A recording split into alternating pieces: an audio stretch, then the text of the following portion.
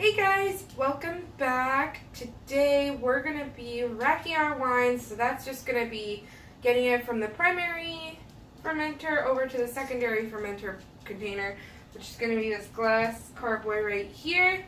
For anybody that's new, I'm Jen, this is Anthony, and we're MMM Shenanigans. Alright, so last video y'all saw we were going off the instructions and it said to wait 14 days. I'm a little bit impatient. I didn't want to, but I did. I'm waiting. So this is actually day 15 for us. Yesterday we were really busy. She had to work. A lot of running around was done. So it's actually day 15. But we are going to go ahead and open it up. So go ahead. You want to make sure to start by taking out the airlock, because any bacteria that did get in the water, you don't want that water to splash back down into the wine. So we're going to go ahead. Start opening this up.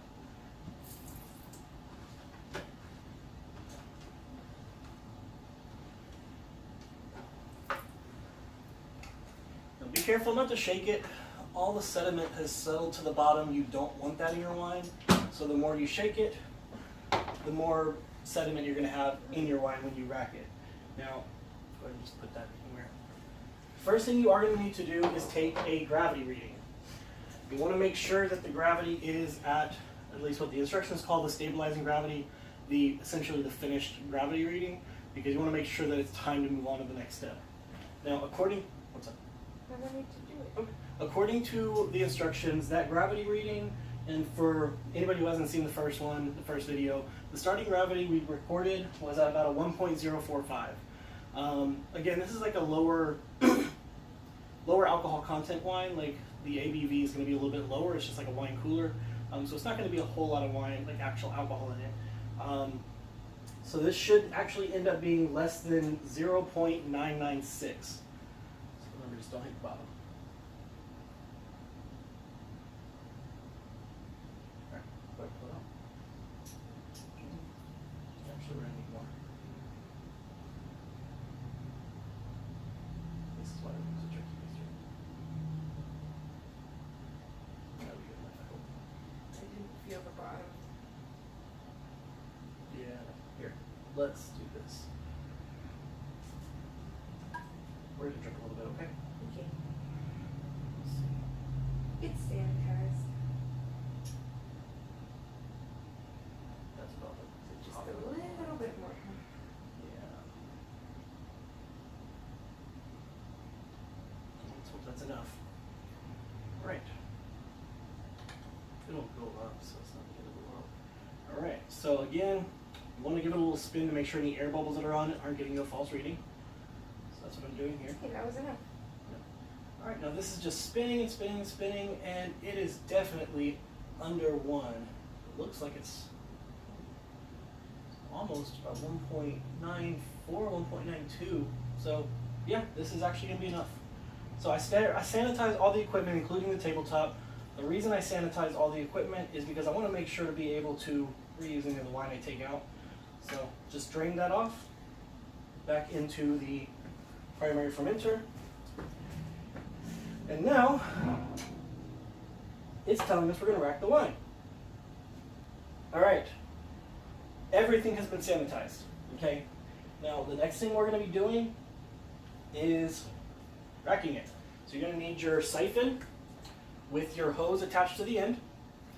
You're going to take this, you're going to hold on to this for now. You don't need 2 people to do this, I'm just going to do it to show you guys. Now you want to put this in there without hitting the bottom. You don't want to start the sediment. So go ahead and put a little bit lower right there. So go ahead, pull that up. Alright, by pulling it up with your thumb over the tube, it's going to suck liquid up into the actual chamber. Alright, and push it down. Push it once and that's fine. Alright, and that's how you start the auto siphon. Now we're just going to hold this here. You can go ahead. All we're going to do is just put this down at the bottom carefully. I don't want to stir up any sediment. Oh. Okay, got a little bit. There's a clamp that you can actually buy for this that allows you to attach it to the side, so you don't have to worry about like hitting the bottom every time. But now we're going to wait. All right. Power tool time. Yeah. So you get to use power tools in this. Now don't make fun of me. I have a really old power drill that I actually got from my uncle. So just don't make fun of me. It's not even cordless. It's very, very old. But we're going to use it. So what you're going to do, you're going to get your degasser. It's this little tool. You can use a spoon. You can actually do this by hand if you need to. The spoon's still in the box. The spoon has a handle on the back end of it that we bought that you can use for degassing because the actual spoon itself won't get in here. But we're going to use this one, save us some time. Can you just hold that there for me? Actually, I think it was, close it. All right. I don't have the tool, do I? I do not. Let's see. All right. So these things close, allowing you to put it into the carboy. Now, everything I've seen, be very careful with this. Okay, we really should have laid down a chart. This isn't. There we go. Yeah. As you start to do this, it's going to start releasing the carbon dioxide from in the liquid. It just stays trapped in there. So you want to go very slow and just do it slow at first. Because if you do it too fast, what's going to happen is it's all going to release carbon dioxide and it's going to cause like a chain reaction from all the activity being released inside, activating more carbon dioxide to be released, and you get a giant foaming fountain. All right, so you got your degasser attached to your drill. You're going to add in the 2 packets. Now this is going to tell you what to add in, but from our instructions, it's packet number 3 and number 4, which is potassium sorbate and potassium metabisulfate. Not really sure what they do, but we're going to do it. So once you do that, it says when using a degassing tool, you're going to mix for about 2 to 4 minutes on medium speed, switching directions every 30 seconds. So I'm going to go ahead and start. Alright, so the very next thing we do after we've degassed, now I clipped out that part because it's about 4 minutes of video y'all don't need to see. We mixed in a packet. I don't know how to pronounce it. It looks like Kieselsol. It's like Kieselsol. But that's what the packet or the instructions supposed to add. We're going to mix.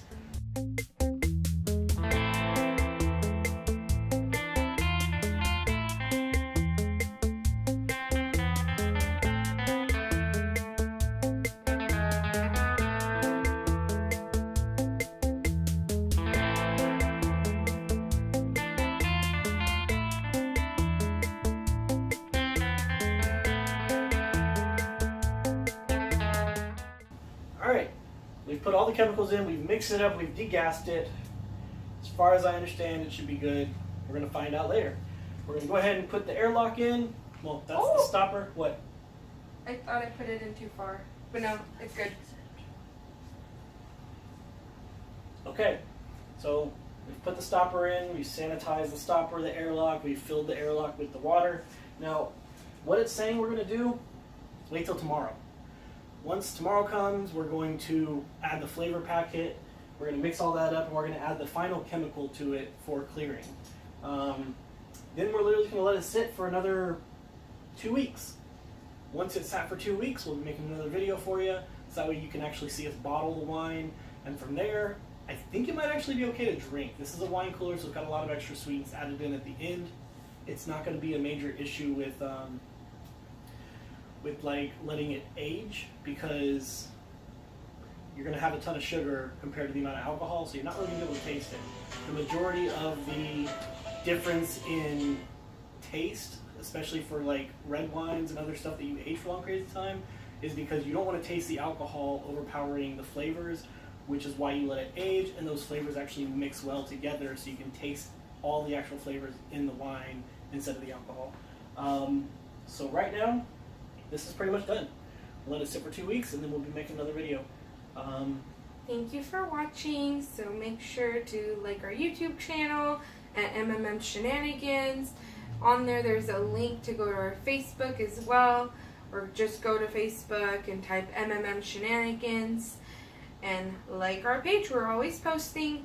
We post any progress that we might have, pictures of things we're doing with the wine. behind the scenes. So thank you so much. We'll see you later. Have a great day.